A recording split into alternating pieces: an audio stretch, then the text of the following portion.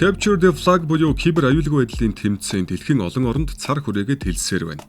Технологийн 90-100-д CTF нь тэмцээн гэхээс илүү кибер аюулгүй байдлыг хамгаалах өндөр түвшний ур чадвартай нэгнийг тодруулдаг, өнгөлдөг томоохон талбар юм.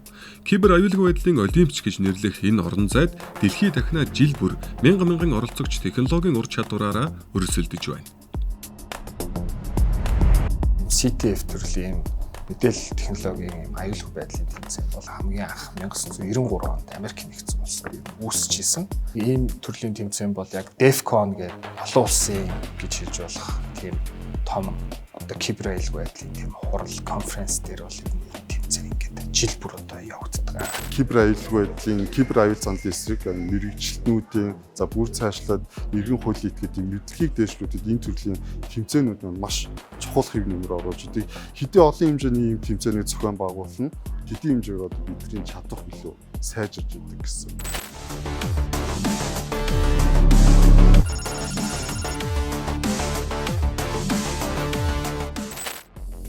Зах хязгаар нь үл хэмжигдэх тоон технологийн хязгааргүй харанхуй орон зайд мэдээллийн аюулгүй байдлыг хамгаалах хан хэрмийг босгох нь дэлхийн нийтийн тулгамдсан асуудал. Кибер халдлага, цахим залилан, хувь хүний нууц, мэдээллийн манипуляц зэрэг чихэнд хоногсон эдгээр үгсийн цаана тусгаар улсын үндэсний аюулгүй байдал бий. Тиймээс кибер аюулгүй байдлын дархлааг тогтоохын тулд чадварлаг хүний нөөцийг тасралтгүй бэлтгэх нь улс орнуудын тэргүүлэх зорилтоор нэрлэгдэж байна. Олон улсууд кибер аюулгүй байдлын чадварлаг мэргэжилтнийг бэлтгэхийн тулд CTF тэмцээнийг зохион байгуулдаг. Европын зарим орнуудад CTF тэмцээнийг ирээдүйн кибер аюулгүй байдлын боловсон хүчнийг бэлтгэх стратегийн хэрэгсэлж гэж тодорхойлсон байдаг. Тэр дундаа шүүхийн салбарт энэ төрлийн тэмцээнийг зохион байгуулах нь онцгой ач холбогдолтой. Учир нь шүүхийн байгууллагад хэргийн материал, гэрч хохирогчийн мэдээлэл, улсын нууцтай холбоотой баримт, иргэдийн эмзэг, хувийн мэдээлэл хадгалагддаг. Товчхондоо мэдээллийг хамгийн өндөр түвшинд хадгалж хамгаалах хариуцлагатай үүрэг шүүх эрх мэдлийн салбарт бий. Энэ ч утгаараа Монгол улсын дээд шүүх түүхт 100 жилийн ойгоо өгтөн нийт шүүхийн мэдээлэл технологийн анх дахь тэмцээнийг зохион байгуулсан юм.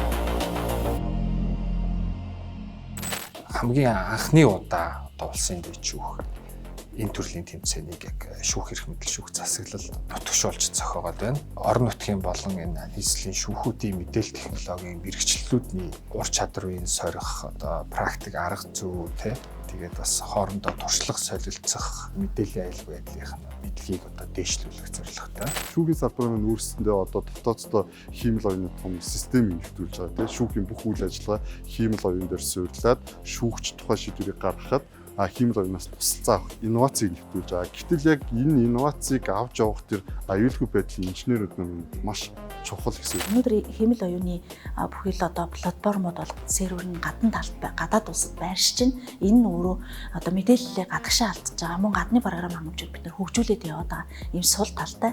За манай улсад бол хиймэл оюуны LLM буюу өөрийнхөө үндэсний хэл дээр суурилсан хэлний системүүд болон хиймэл оюуны платформуудыг хөгжүүлэх ер нь шаардлагатай. Энэ бол үндэсний аюулгүй байдлын чухал асуудал. За шүүхтэр байгаа мэдээллүүд нь бол хаалттай нууц мэдээллүүдээс гадна хүүхний эмзэг мэдээллүүд, за шүүхийн өөрийнх нь үйл ажиллагааны дотоод мэдээллүүд их байдаг. Учираас энэ мэдээллүүдийн аюулгүй байдал их чухал. Сүүлийн жилүүдэд хиймэл оюун гэдэг зүйл маш хурцтайгаар бидний амьдрал нэвтрээд ороод ирлээ те. Энэ маань бидний өдөр тутмын нийгмийн эдийн засгийн амьдралыг маш хурцсаж байгаа маш том давуу талтай. Бидэрт маш их хэмжээний давуу талыг бидэрт үүсгэдэг. За яг энтэйгээ зэрэгцэх хэмжээний аюул занлыг бидэрт бас үзүүлж идэг гэсэн үг те.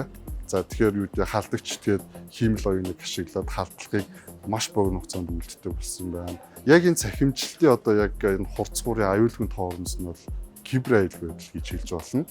Кибер аюулгүй байдлын чиглэлээр мэрэгсэн болсон хүчнийг бэлтгэх шаардлагатай. Ийм учраас шүүхийн салбарт ажиллаж байгаа албан агчдад чадваржуулах. За бидэнд ямар сорилтууд тулгамдж байна. Дэлхийн түвшинд ямар шинэ технологи болон киберийн халдлагын энэ тактик, стратеги, стандартууд бий болж байгаа юм бэ гэдгийг бас мэдих, суралцах. Цаашид энэ сургалтуудыг бас зохион байгуулахад энд сурагч багш нараа ч гэсэн бид нар бас бэлтгэх шаардлага гарна. Ийм учраас босон хүчний чадвар их чухал байгаа. Capture the Flag буюу энгийнээр туг булаах тоглоом гэж хэлж болох үс энэ тэмцээнд оролцогчид халдлагын шинжтэй тоон улам өрийн шинжилгээ хийх, сүлжээнд хяналт шалгалт хийж виртуал тугийг олох юм. Бэлдсэн бодлого даалгавраас хамгийн олон туг цуглуулсан хүн ялагч болох дүрмтэй. Тэмцээний даалгаврууд бодит ертөнцид тохиолддог халдлагуудтай төстэй байдаг учраас зохион байгуулалтыг бүхэлд нь мэрэгжлийн олон улсын түвшинд хүргэхийг зорилсон байна. CTF тэмцээний даалгаврууд яг ямар байна. Тэрэн дээр бол мэдээж сайн судалгаа хийж даалгавруудыг одоо бид нар бэлэн болгоно. Кибер аюулгүй байдлын зөвлөлтөд хамтарч бас энэ төрлийн лабораториудаа бэлдсэн байгаа. Кибер аюулгүй байдлын зөвлөл, кибер халдлагын зөрчилдөд тэмцэх үндэсний төв, за нийтийн төв, зэвсэг түвшний төвсөн 3 байгууллага хамтарч ажилладаг байгаа. Мэдээллийн технологид ч өөрөө аюулгүй байдалтай. Яг тэр аюулгүй байдалтай холбоотой хэсгийнх нь яг тэр мэдээллийн технологийн даалгавруудыг нь боловсруулах, тэр виртуал орчныг нь үүсгэх, тэрийг нь одоо үнэлэх тал дээр кибер аюулгүй байдлын зөвлөлөөс төвүүдтэйгээ хамтарч ажилласан гэсэн. CTF гэдэг тэмцээний хамгийн гол анхаарах зүйл бол ерөөсөө тэр виртуал орчны лаборатори байгаа.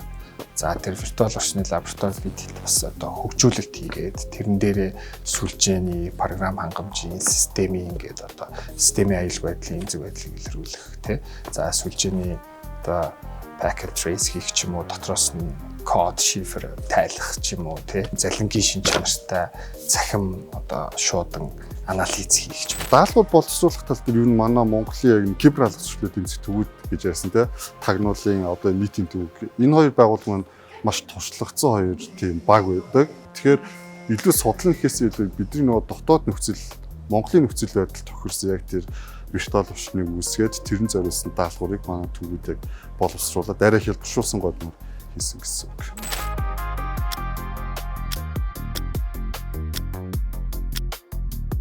За цаг явж эхэллээ.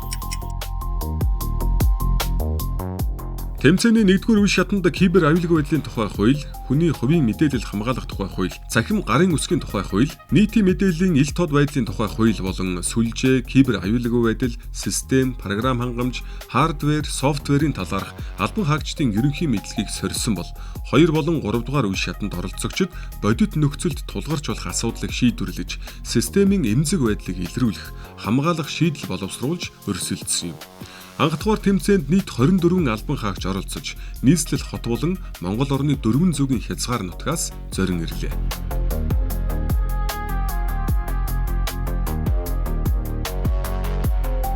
Анх болохоор яг нөгөө AI ашиглана гэдэг нь л надад амар том давуу талтай байсан.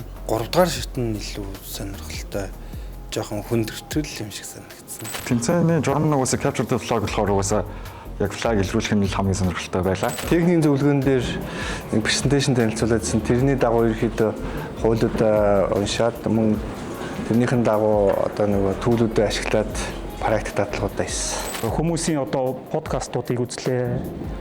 Тэгээ ер нь аль нь дээр нь анхаарах уу, таскуудаа яаж олох уу, хиймэл яваханд одоо промптуудаа яаж бичих үү гэх мэтчлэн. Анхны зүйл болохоор тийм ч амар байсангүй бас. Өрсөлдөгч нар маань бас ширүүн байлаа. Даалгавруудын хувьд одоо тэр хүний утсыг ёстой нэг хайгаад олж чадсангүй янз янзаар л үзлээ. Тэр одоо миний хувьд их хөгжилтэй байлаа. Тухайн хүнлүү найзын хүсэлт чи явуулж үзлээ, бүр чат ч үчиж үзлээ. Тэр бол миний тийм төсөөлөөгүй байсан даалгавар. Бэлдснээс одоо тис ондоо байсан гэсэн.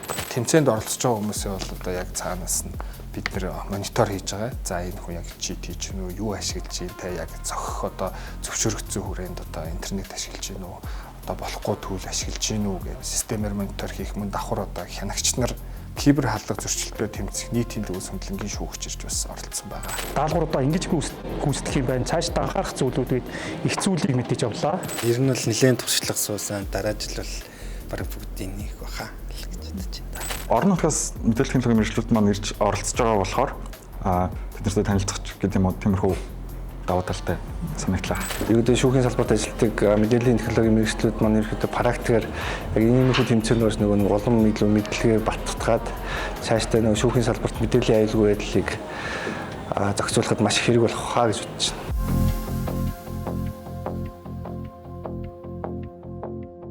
Нийт шүүхийн мэдээлэл технологийн анх дугаар тэмцээнээр алтан мөнх хөрөл медалийн эзэдийг тодрууллаа. Хөрөл медалийн эзнэр Баянгол хан уул сонгон хайрхан дүүргийн иргэний хэргийн анхан шатны тойргийн шүүхийн албан хаагч мөнх 2, мөнгөн медалийн эзнэр Дархан уул аймаг дахь шүүхийн албан хаагч Баяр магнаа шалгарсан бол алтан медалийг Завхан аймаг дахь шүүхийн албан хаагч Сандаг дорж хүртсэн юм.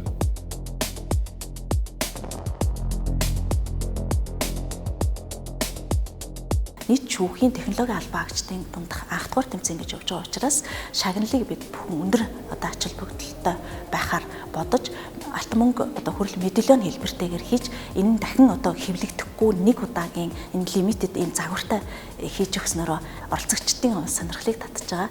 За мэдээлэлнөө дагалдаад бас технологийн хэрэгсэл за мөн олон улсын хурал семинарт оролцох эрх гэх мэт тухайн хүнийг хөгжүүлэх, урамшуулахад чиглэсэн шагнал урамшууллыг бас тодорхой түвшинд ачлуулж өгч ажилласан байна. Мөн тэмцээний үеэр Монгол улсын кибер аюулгүй байдлын өнөөгийн байдал, хиймэл оюун ухааныг хуулийн салбарт ашиглах сэдвүүдээр илтгэл хэлэлцүүлэг өрнөсөн юм. Дижитал шилжилт бүхий л салбарын хөгжлийг хурдсгагч хөдөлгүүр хүч болж байна. Монгол улсын хувьд Төв Азийн бүс нутагтаа цахим шилжилт, технологи суурилсан төрийн үйлчлэгээр дээгүүрт жагсаг болсон.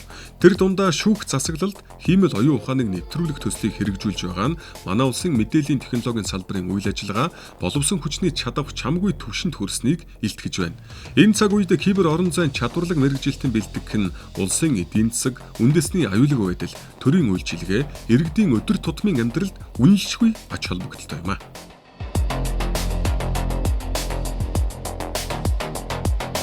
Бид нар дэлхийдээ хүл нийлэх шаардлага байна. Өөрөөр хэлбэл халдлага энэ кибер аюулгүй асуудал дээр бид нар энэ олон улсын түвшинд харах шаардлагатай. Гадаадаас дотоодоос чадлууд бол шүүхрүүл ажиллагаа руу, систем рүү, захин хувьс руу тогтмол орж ирдэг. Ийм учраас улсын дэжүүхийн хувьд бол кибер аюулгүй байдал, техник тоног төхөөрөмж, IT центрийнхаа үйл ажиллагааг сайжруулахад онцгойлон анхаарч ажилласан. Алстай энэ ирээдүйн ухаалаг шүүх энэ захим шилжилтийн цаана бол эдгээр залуучуудын түшиг тулгуур бол маш хэрэгтэй. Шүүхийн мэдээллийн аюулгүй байдлын шүүхийн захимжлалтай холбоотой бүтэц бүрэлдэхүүн, за ажиллах хүний нөөц, цалин хангамж гэдгийг бол ерөнхийдөө үе шаттайгаар бодлогын хэмжээнд авч явахаар төлөвлөсөн ажлууд бол байгаа. За энэ ч бол алстай бол мэдээж биелээ болоод явна гэдэгт бол итгэлтэй байгаа. Ер нь явахаас ч өөр арга байхгүй байгаа.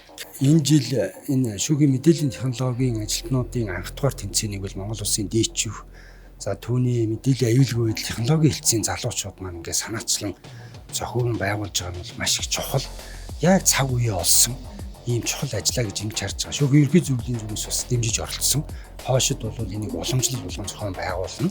Цаашдаа бас шүүх салбараас баг гаргаад ч юм уу бусад байгууллагуудаа бас өрсөлдөх хэмжээнд хөгжөөд явуулах өөр өгчтэй тэмцээн болно гэсэн.